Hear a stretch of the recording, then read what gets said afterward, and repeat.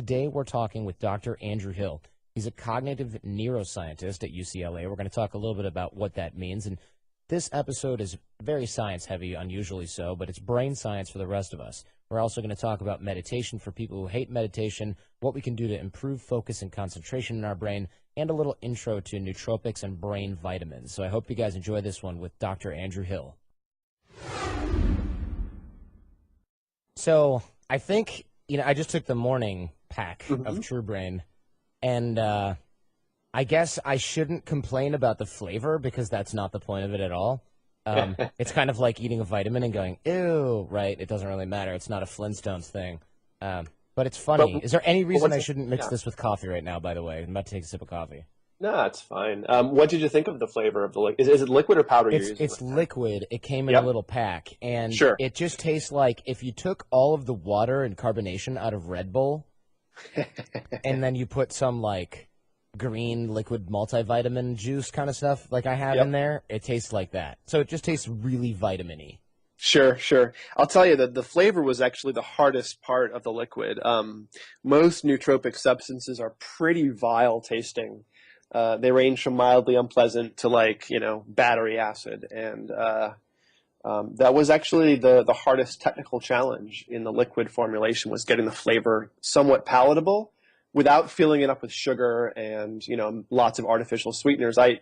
The relationship I have with the TruBrain is I'm their chief neuroscientist, which really means that I, do research on the side for them, and I also sort of act like a gatekeeper for the ingredients. And Garrett and Chris do a lot of the formulation and all the business side. And I held a pretty hard line that we need to avoid artificial sweeteners and avoid lots of carbohydrates in the drink. So, given those constraints, Garrett had to work really hard to get a flavor profile that was not disgusting. Right, not something that would instantly trigger your gag reflex or something like that. Yeah. So you're right. It's the flavor is not the, we aren't selling it as a flavorful product per se, but it's flavorful. Yeah. But yes, trying to get it so it's bearable. And then you can get a quicker hit of the nootropics is the idea without having to wait for the pills to digest. Oh, okay. Yeah, so that makes sense. So tell me then who you are. Well, I know who you are. Tell everybody else who you are, for that matter, because you have a PhD in cognitive neuroscience. Tell me, first of all, what that means. Sure. So cognitive neuroscience is really the intersection of mind and brain, or how the brain produces the mind. I'm sort of a reductionist. I believe the mind and the brain are the same thing, and the mind is sort of an emergent property of the brain changing all the time, which is its electricity and cellular chemical substrates. But for me specifically, whenever you get a PhD in any advanced field, you don't study anything broadly. You tend to the joke is a PhD is the art of learning more and more about less and less. And for me, the less and less, the narrow focus was attention and executive function, how we are able to sustain attention, switch attention when we have competing demands in the environment, how quickly we can alert to new things in the environment, how long we can sustain our attention before fatigue creeps in. And by fatigue, I mean mental fatigue, an unwillingness to do the cognitive task, not just physical tiredness. And I ended up studying biofeedback, EEG biofeedback, otherwise called neuro-feedback, in my PhD program, and looking at how we can alter attention in each hemisphere of the brain separately and change your experience of attention day to day using biofeedback. Okay. And biofeedback is what again? Biofeedback, generally speaking, is taking any non-conscious process and yoking it to some externally perceivable signal, so you can train the physiological process in peripheral biofeedback when you're training heart rate or blood pressure or any galvanic skin response. Then there's a cognitive component where you're trying to feel relaxed or trying to feel in a certain way.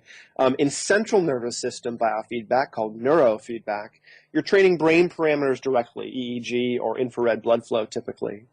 And in those kinds of biofeedback, it's actually sort of involuntary shaping of brain activity. So when someone comes into my clinic, I sit them down and put an electrode on top of their head and measure the amount of brain waves they're making in different frequency ranges. And it's normally fluctuating moment to moment. One example of a brainwave is something we call theta, Theta. Yeah. And theta is a very slow brainwave, and you make a lot of it when you're daydreamy, checked out, maybe impulsive. You know, frontal theta is very high in people that have ADHD, for instance. But also later on in the day, as you get tired and spaced out and worn out, your theta in the brain kind of climbs as you get less checked in. I've heard about this before, mhm. because here's the problem, though, and I don't want to lose people on this because there's a lot of science Sure. stuff, Yep. which, not to insult the audience, it's mostly me that doesn't get it all the time. I think everybody else is probably following along pretty well. But a lot of people throw these terms around, so I want to sort of Sure. I want to Yeah. deconstruct it because Yeah. I get emails all the time that are like, Jordan, you should listen to this app because it has audio in it that will make your brain theta like increase. Which is not true. That's just hypey Yeah. crap, right? It is. It is actually. Binaural beats are a very exciting technology that showed up. That's I don't what know, they're called. 50s, Yeah. 60s. Yeah, binaural beats. And the idea is that there's a different carrier wave in the two ears, and the brain picks up the difference. Very exciting, and unfortunately the research literature is incredibly scant in terms of this actually doing anything to the brain. When I was in my PhD program, I actually did a bunch of experiments on binaural beats, trying to look at the brain activity evoked by different frequency ranges, and I used some sham binaural beats where I collapsed them back into mono, and I used real binaural beats with stereo. And honestly, I did a bunch of people through different protocols, and I could find no evidence they do anything to the brain. Wow. Let's take a little pause here just so people can craft a really spirited email yelling at me for why you don't know what you're talking about since they can't find your email address. And or I'll just put it in the show notes. If you want to yell at Dr. Hill and tell him he's full of crap because you read something on the internet that your friend sent you instead of listening to a real scientist, Right. please go to the show notes. Because that's the thing is, like, I'm all for, like, anecdotal evidence and all this stuff. You know, even as a lawyer, circumstantial evidence, it's like a real thing and it's taken into account. But you've looked for this, wanting to find something and couldn't. Not just. And I believed in it before I looked for Right. it. I mean, I was a believer in this idea that the brain can both be trained and entrained with different external stimuli. And so I was expecting to find something, and I did not. Yeah. I looked for it, you know. Right, because this isn't, just to be super clear, this isn't the absence of there being research. Like, a lot of times people go, well, there's no science behind, you know, what you teach works, and which isn't true. There's a lot of science behind, like, physiology and confidence and things like that. But the absence of science doesn't mean that something's not true either. So the absence of evidence is not the evidence of absence. Right. Yes. Exactly. Cool. That's obviously, you guys use that a lot, right, in science. Yeah. And so, but you looked for evidence that this thing was going to work and tested the shit out of it, and it just was. There's nothing there. It's hype. It's, what is it, pseudoscience, or, like, what do you even call that? Like science fiction, maybe, I guess. It's hard to say. I mean, there are a few papers out there that show there's brain changes under binaural beats, but they're old papers. There's nothing really conclusive. There's a handful of papers that show there's something mild happening. There's a handful that have sort of disproven, if you will, that something happens. So it's really, there's just no real good evidence in the direction of supporting binaural beats. And didn't find a darn thing. Yeah. Wow. Yep. Interesting. So that was a complete tangent from what I expected, actually. I want to look more at what attention/productivity look like in the human brain, and Sure. And again, you know, non-scientist audience. Right. So I'm going to be asking you some questions that might make you roll your eyes a little bit. No, not at all. I'm used to breaking it down to I mean, I work with individuals who are trying to improve their brains, and the average 10-year-old who comes into my office with ADHD, or the average 30-year-old with anxiety, isn't a neuroscientist. Okay, well, one of the things that we're huge on, and I mean, if I had to pick one theme for, like, the whole overarching show, it'd probably be something like building habits, right? Habits, because I know that you can only change when you build good habits, period. That's all you can do to move forward. People who are wildly successful, they just have awesome habits, generally. Sure, absolutely. So, I mean, are there habits, daily habits, that can make a difference in our brain? This sounds like a dumb question now that I'm articulating it, because obviously people do things every day to either build or damage their brain. Right. But are there things we can do that will change our focus? Can we develop our brain so that we can be more effective? We absolutely can. And there's many, many different ways to approach this. There's general sort of good habits in terms of what you're choosing to do day to day among competing behaviors. For instance, reaching for sugary foods is going to hurt the brain. Reaching for high fat, low sugar foods will help the brain in general. And that's a nutrition sort of intervention that you're eating all day long, several times a day. So you have several opportunities for making better choices. More importantly, or more dramatically, perhaps, there's things you can do to actually change your cortex, to build a thicker, fatter, healthier cortex. And those include things like hacking your sleep architecture to make it really efficient, as well as doing things like meditation to actually build cortex and to build more attention resources, more sustained attention, more control and flexibility over your attention. Huh. So let me unpack what sleep hacking and what meditation might be in this context. Yeah. We all have, we all sleep, hopefully, and those of us who aren't completely out of our minds will be sleeping fairly routinely. And, we need somewhere between 6 and 8 hours of sleep, most of us. And we go through several sleep cycles that are, something in the neighborhood of 90 minutes long. It varies, of course, across person. But we go through several of these sleep cycles throughout the night. And as we get deeper and deeper into the night, we spend more of each cycle in sort of a dream state. We also get some slow wave sleep, which is very important for consolidation of memory, repair and recovery of the brain and body in general. And that happens in the middle part of the night, and then we don't make much of it really early in the morning.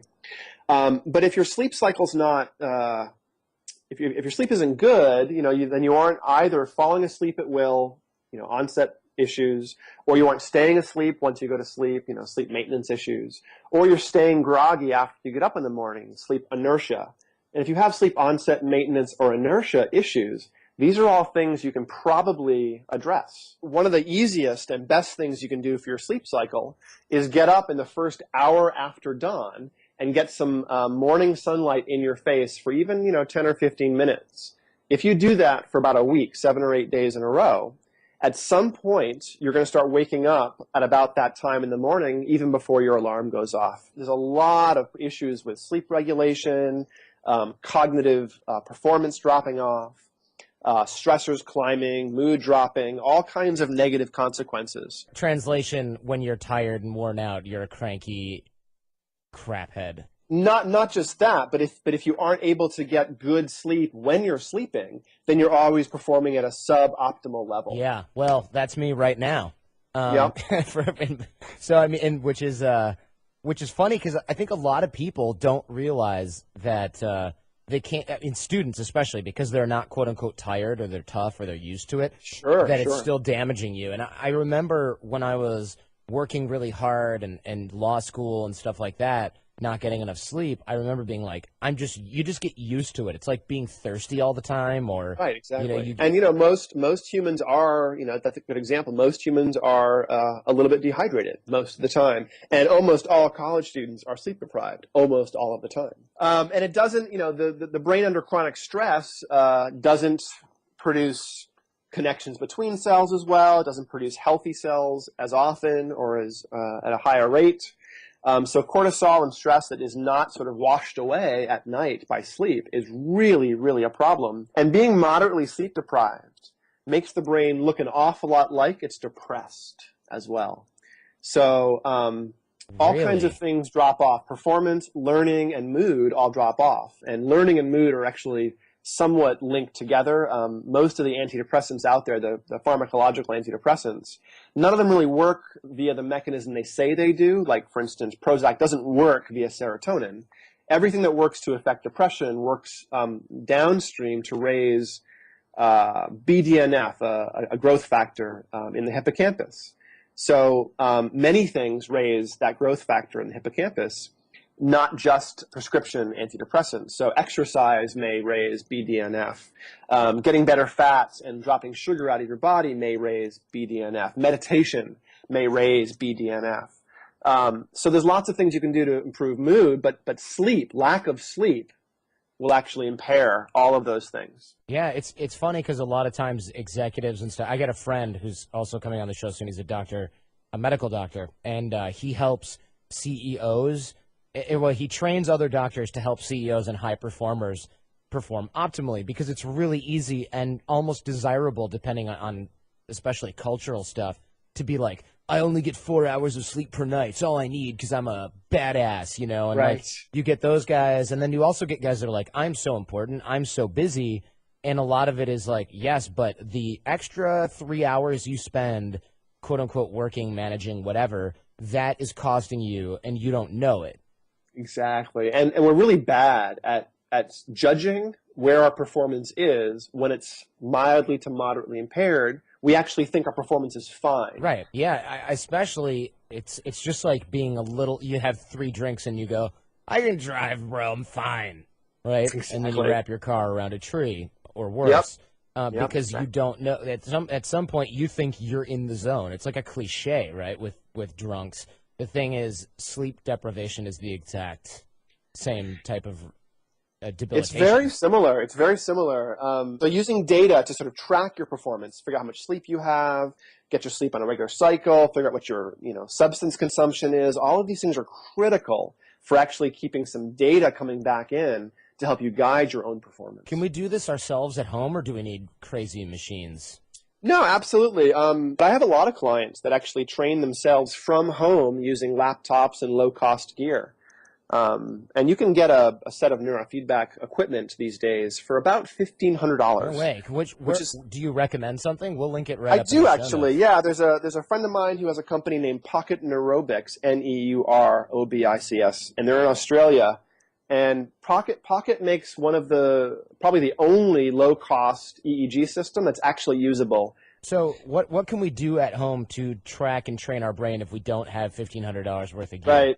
The absolute best thing you can do is develop a mindfulness or meditation practice. And meditation classically is a whole bunch of different things. In a Western sort of modern mindfulness context, it strips out just a couple of those core techniques. But for any of your listeners who aren't already meditators, let me start by pointing out that what meditation is not. It is not a mind-blanking technique. The goal is not to get into this empty-headed, peaceful, that's good news, thoughtless state. That's absolutely not. I have one meditation teacher who kind of scoffs and calls that state Zen masturbation. Nice. It's so hard to do, and it's really discouraging because blanking my mind is kind of like trying to polish a turd. Right. But the goal is not to get to a mind blanking. So in whatever form of meditation it is, single point or concentration practices, present time or awareness practices, or even open-hearted sort of loving kindness practices, in all of them, in all sort of classic meditation, you start off picking something as the focus of your attention, of your concentration, an anchor or an object for your attention to rest on. And you simply hold that concentration or that focus, and at some point, within a few seconds usually, you notice your attention has drifted away from the thing you're trying to focus on. And the rep of meditation is, noticing that I've drifted and pulling my attention back to the object I've chosen to fix on. And then a few seconds later, your mind has drifted again, and you pull it back. And it's just that again and again and again. Whenever you notice that you're daydreaming, fantasizing, remembering, planning, wishing, whatever it is that's not about the object of attention, I'm thinking. Okay, go back to the object. Now I'm remembering. Okay, put that down, go back to the object. And that will change the brain. That will add dramatic resources to your attention. What happens from that over time is your attention system becomes much more gentle and fluid and open and able to notice more things and to work harder for longer. Okay. Repetition is the key. And that's one reason why meditation and mindfulness practices can be a little tricky. If you're already somebody who's stressed out, you're maybe have some attention problems, you're already running, really close to red line in terms of time and energy output, it's going to feel really counterintuitive to spend time not doing something. But the joke is, don't just do something, sit there. And if you spend the 20 minutes every morning doing this, at some point within a couple of weeks, you'll actually almost get that time back because your days will feel like they're longer and less pressured and have more time in them because you were able to set your attention system on sort of turn the gain up almost every morning and get in the habit of doing that. It gives you more control over the attention resources for the rest of the day. Now, we're in sort of focus, and this is just, I'm just throwing myself under the bus, but where in the sort of scheme of focus and things like that do things like coffee and Red Bull? I hate Red Bull. It just tastes terrible, and I feel like it just makes me feel awful, like I just puked or something, because that's the taste. Right. But like coffee, I am so guilty of sucking, and it's a recent habit too, which really, I like, the iced coffee in the morning, gets me going, da-da-da, but it's almost like, it's like cigarettes, kind of. It's just not, I know it's not the right way to jumpstart the day. Yes and no. Yes and no. Make me feel better about it. I will. Coffee, first of all, coffee is brain healthy in general. Often that's very, very much so. So as long as you don't have cardiac or kidney problems and you can process the caffeine, coffee itself contains a huge amount of antioxidants. I think Westerners tend to get more antioxidants from coffee than all other food sources combined. Great. First of all. And if you have 2 to 4 cups a day, you actually dramatically reduce your risk of age-related cognitive issues like Alzheimer's and Parkinson's. That's funny. So, it's really important. That's funny. My mom, she looks young for her age. I mean, she's like 70, but she looks, when I see her and her friends, it's like, holy cow. There's a huge difference. And her doctor said to her, listen, you look really young for your age. Do you have good genetics? And my mom's like, actually, not really. Everybody else in my family's a mess. And the doctor said, do you drink a lot of coffee? And my mom was like, yeah, I do. Should I cut it? Should I slow it down? And the doctor's like, well, I'm not supposed to tell you this because of liability and insurance, but all that coffee is probably really helping you a lot. Stay sharp and keep your skin looking good and all this stuff. But I guess doctors, in the U.S. especially, can't recommend it because then somebody will drink a ton of coffee, have a heart attack, and then they lose their license or get sued into oblivion. Yeah, I mean, there's definitely positives. Also, coffee itself is wonderful, but if you add sugar to it, you've just undermined a lot of the benefits, and you've really added a health risk. So I really encourage people to develop a coffee habit that does not have any sugar associated with it. Yeah. What does the sugar do? Why is sugar so? I mean, we know why sugar's bad, but yeah, it's bad for so many reasons. For the brain specifically, sugar tends to raise blood sugar. It causes sort of pre-diabetes in this country, a lot of metabolic syndrome, and that actually is not only in the body. The brain gets hit by that too, and you get inflammation and insulin issues in the brain. And there's even some evidence these days that Alzheimer's may be what's called a type 3 diabetes. It's not only about sugar and insulin, but at least some of the mechanisms of these age-related declines come from dysregulated insulin systems in the brain. So you can look relatively healthy in your body, but if you're taking sugar in all the time and you have insensitive insulin in your body, eventually that becomes issues with insulin in your brain. And that's really just sort of a long, slow decline. I mean, sugar in general for age-related stuff is a bad idea. Many of the age-related problems can be traced back to either an insulin issue or, cell growth issues, basically diabetes or cancer. Jeez. And in both cases, in both the sort of diabetic syndromes and in many of the cancers that we face, having a very, very low sugar and starch intake reduces or eliminates the risks. Huh. Did not know that. That's cool. Really important to not have much at all in sugar. And we can always get black coffee. I drink like straight up black iced coffee, and even the barista is always like, you don't want anything in there? I'm just right, no, right. I'm not drinking it because I just love the way a good cup of Joe tastes in the morning. It's usually because I'm like, this is kind of the slap across the face that I might need on a given day. You talked about something in the pre-interview called verbal fluency. What is that? Yeah, well, that ties into this idea of performance. Verbal fluency is really about word finding and picking the words and the communication you want to use the words you want, communicate clearly, efficiently, effectively. That tends to come from just enough, if you will, stress, but not too much. So when you're in that sweet spot, pulling words out of your bag of tricks and communicating is a lot easier than if you're just woken up or if you're 9 cups of coffee in. So really finding this sort of mode where you can speak and communicate at will without having to hunt around for concepts or words is pretty key. To some extent, that's one of the, I'm involved with the company TruBrain, and it makes a nootropic blend of substances. To unpack that, nootropics are broadly defined stuff that improves cognitive ability without any side effects. And to some extent, the verbal fluency piece that you get from nootropics is one of the key pieces of what they do to improve performance. They also tend to improve focus and cognition, we think, and maybe even learning, and have some long-term benefits against aging. But the moment-to-moment, the sort of dose-dependent benefits that you get from them are often shrugging off fatigue and a little bit more verbal fluency. A lot of the nootropic substances seem to improve word finding, at least by subjective report. Huh. Okay. So let's unpack nootropics a little bit. Now, Yeah. These are, because I've got all kinds of misconceptions about this stuff, and I've got a lot of friends who swear by them, and then there's, of course, the skeptical part of my brain that's like, dude, this is just like some kind of hypey BS thing. And a lot of people are taking these quote-unquote smart drugs, but the more I look into this, the more I'm like, it's not really a drug. It's kind of like, it's a drug like a protein shake is a drug, which I guess maybe it is, but they're not necessarily like pharmaceutical solutions, pharmaceutical grade chemicals that you're putting into your brain, although some people would debate that it doesn't matter what you're putting in.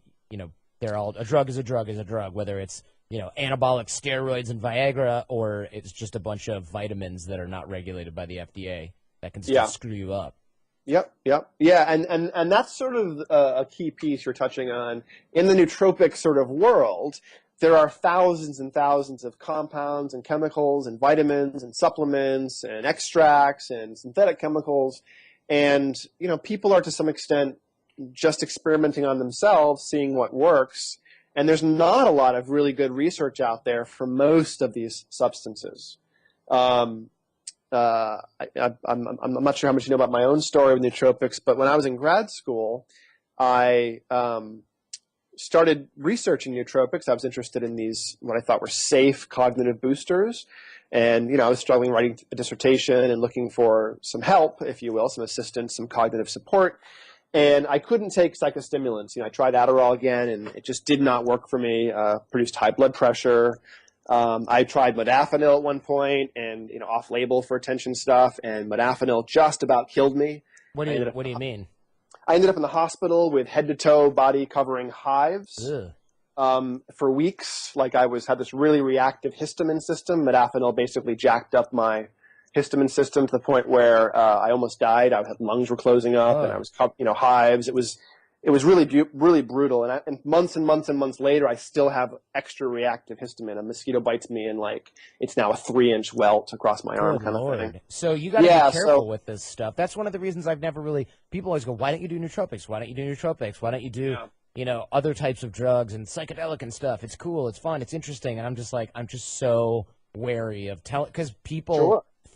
Fortunately or unfortunately, take things that are said on the show pretty seriously. So I'm damn careful about what gets recommended here. And, people will, if you go to the big nootropics forums on Reddit and wherever else, modafinil is a very popular thing to try.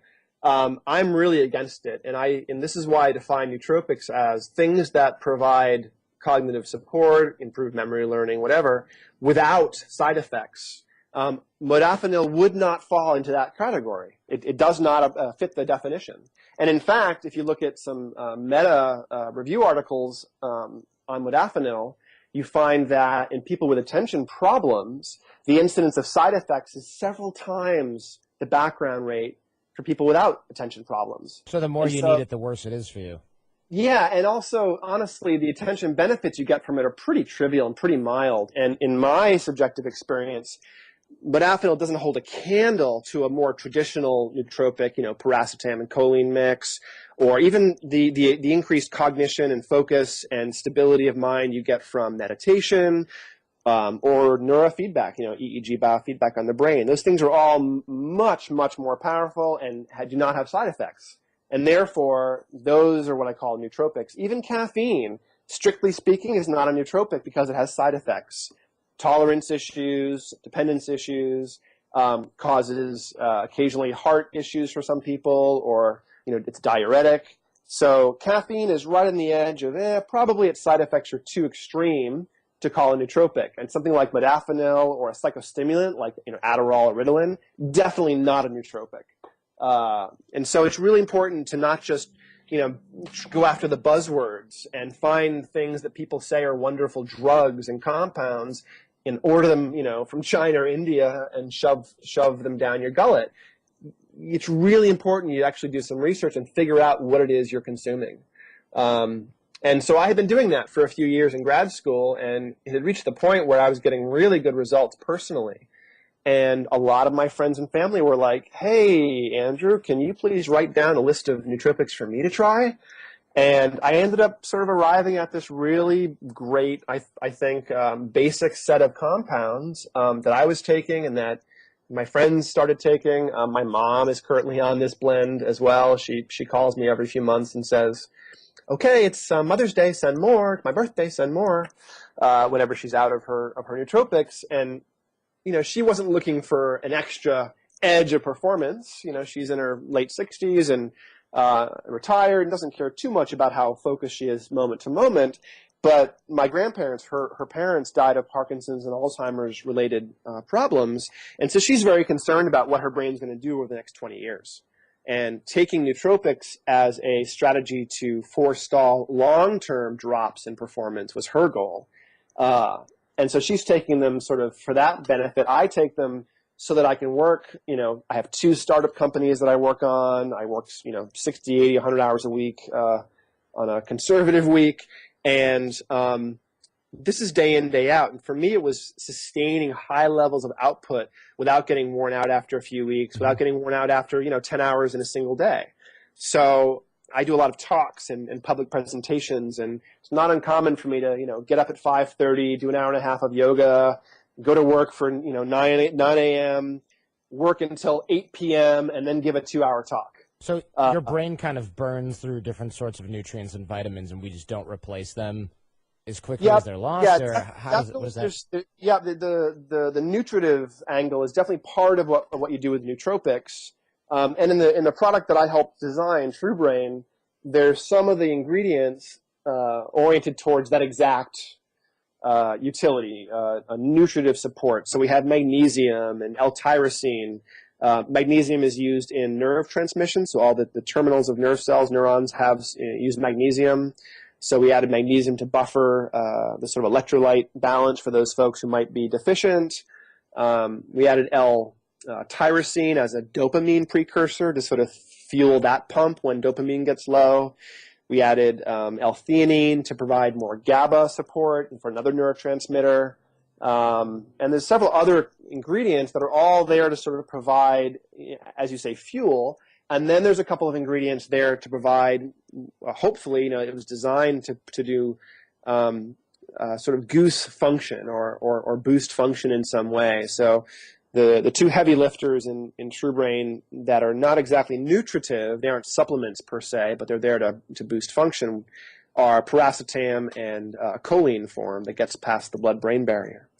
So the piracetam is the poster child of nootropics. It is the best studied, the oldest, the safest in some ways, the most well understood. And piracetam seems to do a few things to cells. One, it makes cell membranes more flexible. And this cell membrane flexibility versus being solid is one of the ways that cells regulate their receptors, make receptors more active, less active, is by rafting, is by making a section of the cell wall change its liquid solubility state around the receptor. And so piracetam might be affecting receptors that way. There's also some evidence that it changes mitochondrial metabolism in some ways, and it lets mitochondria work more efficiently, and the ones that are damaged die off more efficiently. So we think that piracetam is actually going after individual cells and improving the function that way. And then, of course, choline is used in cell walls. The version of choline we use is sort of turned into phosphatidylcholine, which is used in cell walls, and it's involved with the uptake of choline into the brain. And then, of course, choline is used in making the neurotransmitter acetylcholine, which is involved with learning and memory. So we've sort of, very carefully designed a bunch of compounds to both provide nutritive support for high levels of brain metabolism, but also a couple of very targeted compounds to try to improve function through, not totally well understood mechanisms, but at least historically well established compounds. So if I take this stuff every day for several weeks or several months, what sort of effects am I going to be looking for? Because honestly, it's hard to say. Everybody knows what a coffee or caffeine burst feels like, but I don't think everybody would know what like a clarity burst or whatever. Right. I mean, I don't even know what to look for, and maybe it's good because then we don't have as much placebo effect. But what kind of things are we going to experience, or might we experience? Right. If we take something like this every day? Good question. Now, I should start off by saying, we really are averse to making claims about TruBrain. Claims about what you're going to experience is a nice technique of snake oil salesmen, and we really try to avoid all of the things that are done in the supplement world that aren't kosher, including saying what it's going to do, including putting thousands of tiny amounts of ingredients in the product. So, but that being said, I can talk about what my subjective experiences are and what a lot of our users report. And there's some good agreement with what people are reporting subjectively and what's in the research literature for all the ingredients. So I think we're, congruent there. But for me and for many of our users, we get an experience of a little less fatigue is the most primary effect, where instead of browning out 2 or 3 in the afternoon, it feels much easier to push through and work through 4, 5, 6, 7 in the afternoon. The other piece that tends to come is a slight improvement, at least in my experience, of visual attention. The world appears to be easier to look at, a little more crisp, a little less busy, a little less overwhelming. In our first research study on TruBrain interns, we did a study last year showing that the posterior cortex, the parietal cortex, which is involved with visualization and mental imagery to some extent, this area of the brain on TruBrain is producing much larger amount of alpha and beta brainwaves compared to a brain that's not on TruBrain. And so there's something there, we're not totally sure why, but there is increased activity in the back of the brain that seems to be related to this improvement of attention resources. We did another study a little more recently, a few months ago, with a trading company called Sangluchi, and did a double-blind study with about 25 of those guys. One of the days was the TruBrain day, one day was placebo day, and they were sitting behind trading simulators competing against each other. And the statistics weren't quite significant there, but we're seeing the same sorts of things where there's increased alpha and beta power in the brains on TruBrain, off of TruBrain. And so, we haven't broken down every subcomponent of the blend to figure out, if it's only 1 or 2 of them doing this. But it does look like we're getting some, low-level brain changes that make sense given what people are describing, which is a little more energy, a little more visual sort of control of their attention. It's easier to decide what to look at, easier to sustain your attention. There's a lot of work yet to be done on nootropics. The whole field of compounds and chemicals that are not there to treat a disorder, but are there to provide even better function than average. There's not a lot of research in these compounds for obvious reasons. We have a medical industry, so to speak, for compounds. So the research, even though piracetam and some other compounds in TruBrain have been around for decades, there's not a lot of really well-established research, and that's one of the things that Chris brought me on to TruBrain to do, was to start driving the research agenda. And we don't have any really high-end, multi-million-dollar studies running yet, but we have a couple of really good stakes in the ground to show that yes, something's happening, and we're not sure what it all means, but we're at least sharing the results with the general community of nootropic users, and validating that something's happening in brains when they take TruBrain. Wow. So that could also be super scary, right? Like, what are the potential side effects of taking a bunch of brain vitamins all the time? Right. Well, again, we've chosen really, really safe things for the most part in TruBrain, and nothing there really has much in the way of side effects. The only side effects we get reported to us are things like every so often somebody has altered sleep because of it, or every so often somebody gets a little irritable if they take TruBrain and don't eat. Sometimes the increased output of cognition can be kind of required eating as well.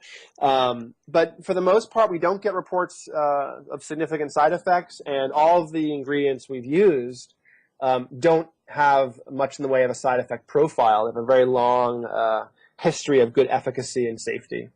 And this was a conscious decision to not take the most buzzword compliant or the hottest research chemical or the most interesting compound that didn't have a lot of research and throw it all into a blend and experiment with users. I was really against that.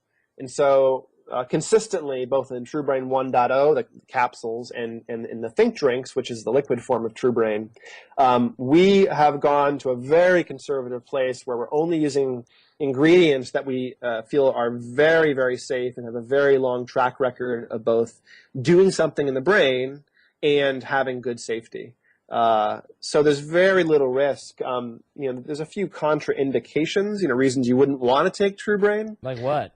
Well, piracetam, as I said earlier, makes cell membranes more flexible. And as a side effect or a consequence of this, it makes platelets clot a little bit less easily.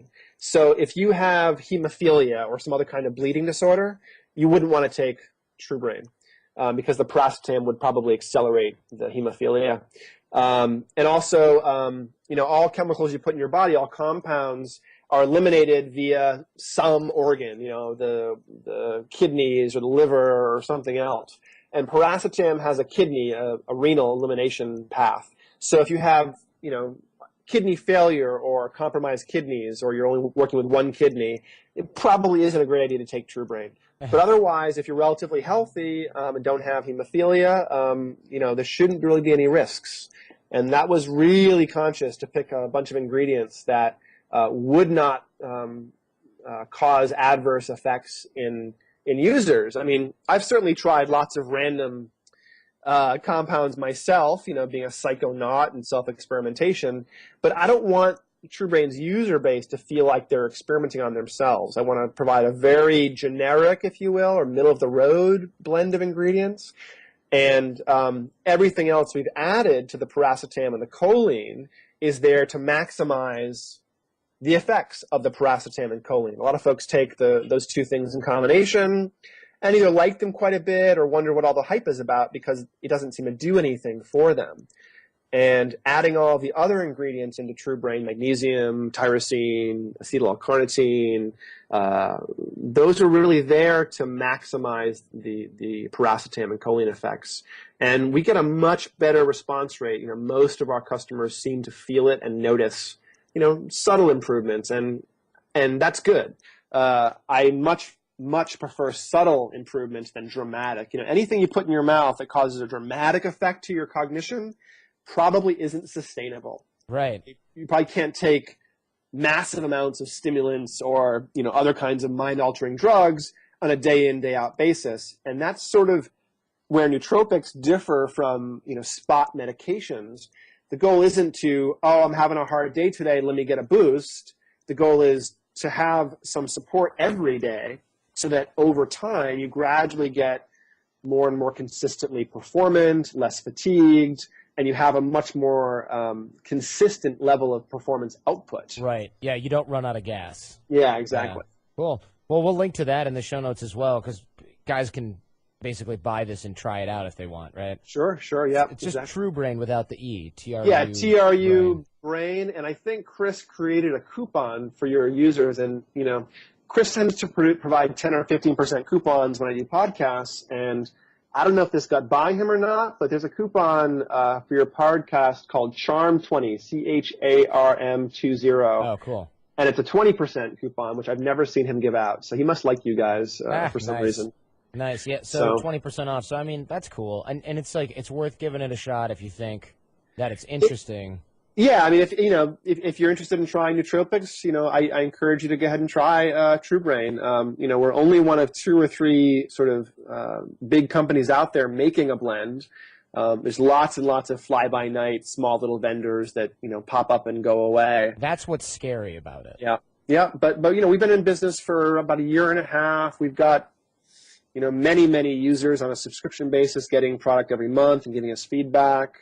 We're not going anywhere. We have worked really hard on some of the logistical challenges of nootropic, including supply chain and third-party testing. And anyone can really, if they want to, buy pounds of powders from China, cap their own ingredients, and make their own blend.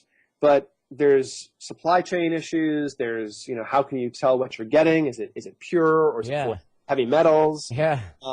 Is what you're getting actually what you think you're getting? Sometimes there's horror stories on the internet of people buying X amount of compound from one fairly big name vendor and discovering later on that it was something completely different that they should not have been taking. Oh my God. And so all of these sort of the gray market nature, if you will, of nootropics was one of the motivations for Chris to make the company TruBrain, and for me to sort of work with him to make the product TruBrain, because we didn't see anyone really doing this nootropic space without either having a fly-by-night company, without testing, without any sort of oversight, or without making lots of claims. The nootropic blends out there either hide their ingredients, which for me is a big red flag. If you don't know exactly what's in something and the amount of something, amount of each ingredient in a product,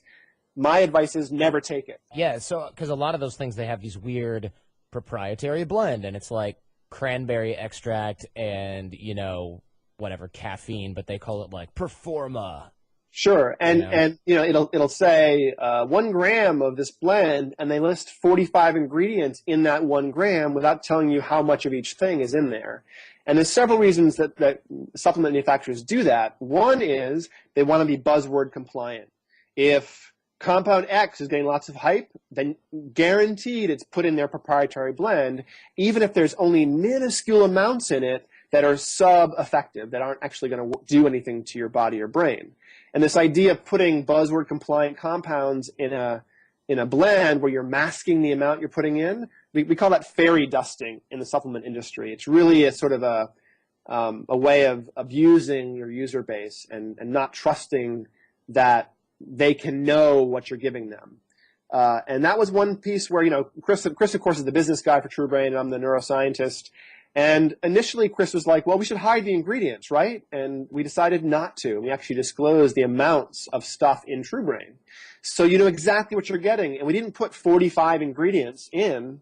There's 7 ingredients. There's 7 compounds. So theoretically, if I were to do research and get clean, not made in, shady North Korean gulag versions of these ingredients, I could make it myself at home. I'd just be absolutely could.